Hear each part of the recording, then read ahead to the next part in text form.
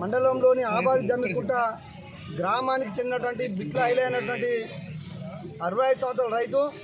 అతను పండించినటువంటి వర్షాకాలంలో పండించినటువంటి 20 గుంటల భూమిలో ఉన్నటువంటి వరి ధాన్యాన్ని కోసి 20 రోజుల నుండి కళ్ళలో ఆరబెట్టినప్పటికీ మరి ఇక్కడ ఉన్నటువంటి ఐకేపీ సెంటర్ యజమానులు కొనకుండా నానా రకాల కారణాల పేరిట రోజు రేపిస్తాం పడతాం రేపు కొనుగోలు చేస్తామని చెప్పి ప్రతిరోజు కూడా దాట వేసడం కారణంగా మరి యొక్క హైలే అయిన రైతు గత 20 రోజులుగా కళ్ళం దగ్గరే తినక ఇబ్బంది పడుతూ రోజు కూడా బాధపడుతున్న తరుణంలో ఈరోజు అనుకోకుండా రైతు కళ్ళం దగ్గరే గుండెపోటు వచ్చి ఇక్కడ మరణించడం జరిగింది.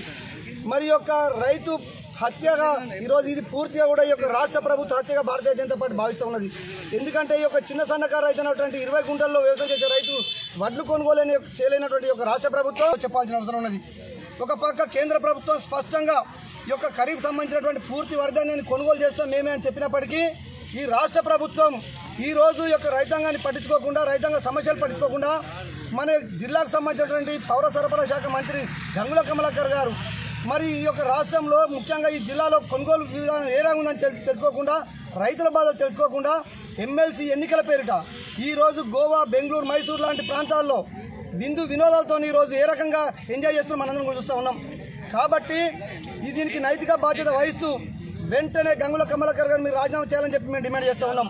ఈ రైతు కుటుంబానికి ఇది పూర్తిగా కూడా ప్రభుత్వం చేసిన హత్య కాబట్టి ఈ రైతు కుటుంబానికి 20 లక్షల రూపాయలు ఎక్స్గ్రేషియా ఈ రాష్ట్ర ప్రభుత్వం చెల్లించాలని చెప్పి మేము డిమాండ్ చేస్తూ ఉన్నాం. అంతేకాదు వెంటనే రాష్ట్ర ప్రభుత్వం స్పందించి మళ్ళీ ఇలాంటి దుర్ఘటనలు జరగకుండా వెంటనే పూర్తి స్థాయిలో మరి ఒక ఖరీఫ్ సంబంధించినటువంటి వరిధాన్యాన్ని ఎలాంటి ఆంక్షలు లేకుండా కటింగ్ లేకుండా కొనుగోలు చేయాలని చెప్పి ఈ సందర్భంగా భారతీయ జనతా పార్టీ పక్షాన్ని ప్రభుత్వం డిమాండ్ చేస్తాం. లేనట్లయితే తప్పకుండా కూడా రైతాంగాన్ని కలుపుకొని ఈ ప్రభుత్వం పైన యుద్ధం చేయడం కోసం ప్రభుత్వం మెడల్ వంచైనా కూడా రైతులను పండించిన వరిధాన్యాన్ని కొనేదానిక భారతీయ జనతా పార్టీ ఊరుకోదని చెప్పి ఈ సందర్భంగా రాష్ట్ర ప్రభుత్వాన్ని హెచ్చరిస్తా ఉన్నాం.